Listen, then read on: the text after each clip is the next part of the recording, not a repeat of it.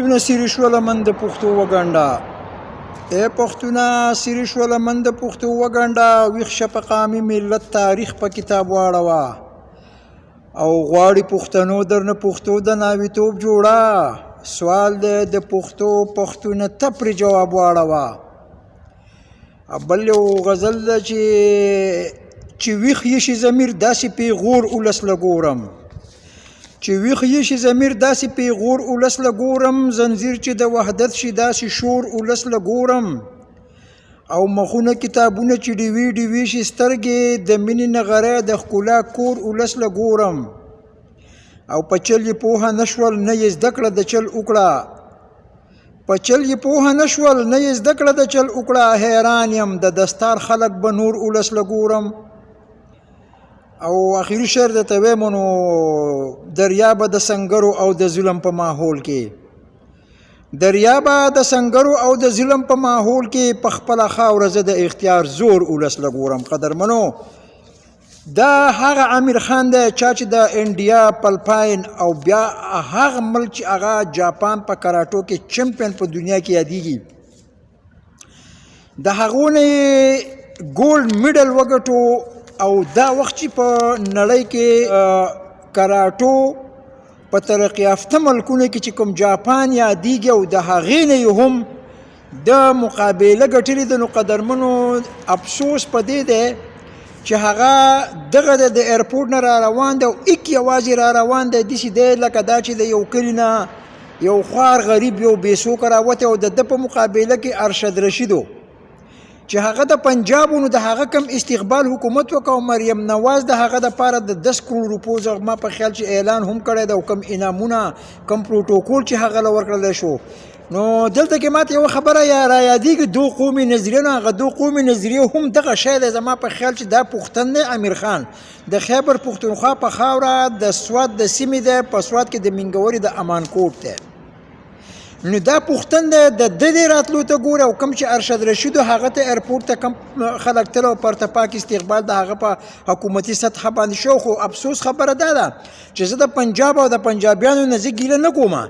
هغه په خپل قام په خپل اولس په خپلو لوبغاړو په خپلو اتلانو باندې هغه میینان دي که ګیله کېږي زموږ د دې پښتنو نه کېږي چې کله پته ولګېده چې امیر خان په جاپان کې ګولډ میډل ګټلی دی هغه ګولډ میډلیسټو په کار دی چې د ټول خیبر پښتونخوا پښتانه تللی وي او هغه لکه امیر خان لکه د ناوي راوړی وی نو چې زما پښتون قام د خپل لوبغاړي او د خپل داسې لوبغاړي چې هغه په ډېر کم عمرۍ کې او هغه داسې وسایل دي زه ډېر ښه پېژنم چې د نش وسایل دي هغه او په هغې کې هغه د دې ملک دپاره وایي چې ما نوم روښانه کړو او د پاکستان جنډه هغه بیا په ګراونډ کې ګرځئ په هغې باندې سجده کوي د پاکستان حکومت د هغه سره رویه دغه ده چې هغه نن په لاره باندې ایک یوازې را روان دی او تاسو یې ګورئ دا صرف د افسوس خبره ده خو دا دته ګناه نشته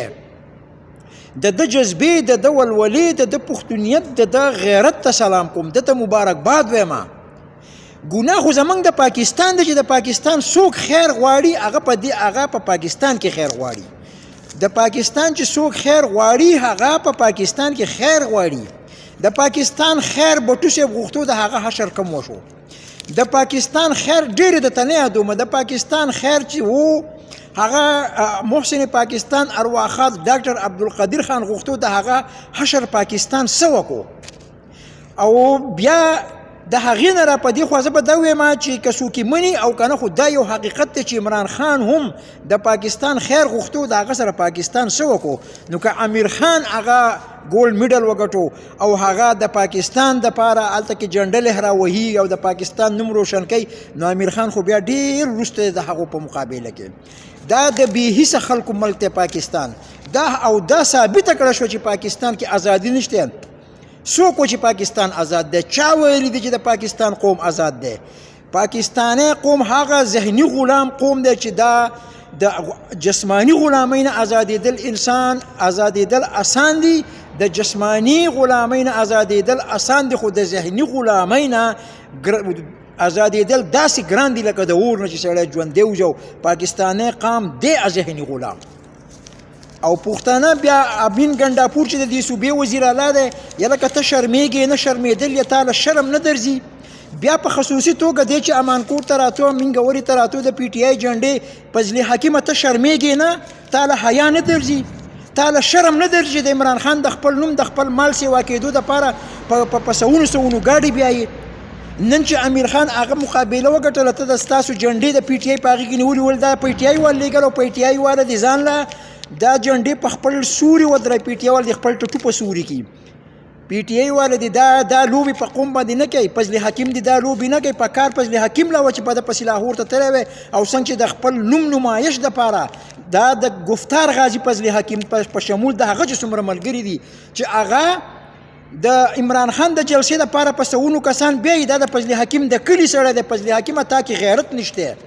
تا کې احساس نشته په تا کې شعور نشته تا کې شعوري بلوغت نشته په تا کې پښتونیت نشته پکار ده چې په امیر خان پسې د داسې جلوس او داسې خلک به ولی وی چې دنیا منله چې او پښتانه په خپل پښتون او په خپل بچي باندې څومره ننګ کوي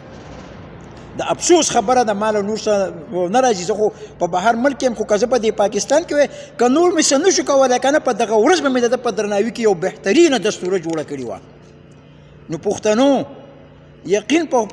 دا ثابته شو نن چې پښتون بې حسه قام دی او دا ثابته شو نن چې پښتون چې دی هغه په خپلو اتلانو په خپلو ننګیالو په خپلو ظلمو باندې په خپل نامورو لوبغاړو باندې هغه ننګ نشي کولی ننګ چې کوي هغه ویښ د ویښ ضمیر خلک کوي ننګ چې کوي هغه د شعور خلک کوي ننګ چې کوي هغه په مینه مینان خلک کوي ننګ چې کوي هغه آزاد خیاله روشن خیاله پاک دامنه خلک کوي تاسو په امیر خان باندې ننګ هم ونه کو داسې خبره نه ده چې هغه مانکور ته راننوځي او د هغه نه د هغه د کلي د هغه د چم ګاونډ خلک تی چاپېره دی او هغه وجه دا پروتوکول په سوشل میډیا تاسو هغه ته دا ښیي نه په حکومتي سطحه امین ګنډاپوري له پکار و چې د استقبالي کړی وی د دې چې هر څومره غندنه وشي کمه ده د دې چې هر څومره مذمت وشي کمه ده او زه په داسې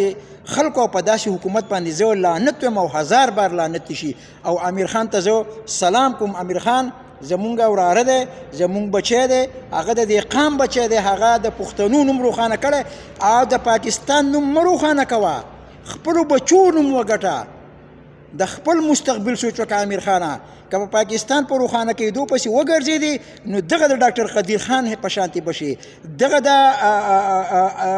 بوټو صاحب په شانتي بشي دغه د عمران خان په شانتي بشي په لوی الله مو سپارم دغه څو خبرې مې درسره شریک کړې په اخره کې بیا دا شعر ویم پښتنو ته ای پښتنو تاسو ته یم چې ای پښتونه سیرې شوه لمن د پښتو وګنډه ویښ شه په قامي ملت تاریخ په کتاب واړوه او غواړي پښتنو درنه پښتو د ناویتوب جوړه سوال دی د پښتو پښتونه تپرې جواب واړوه ډېره ډېره مننه ښاده و باد اوسئ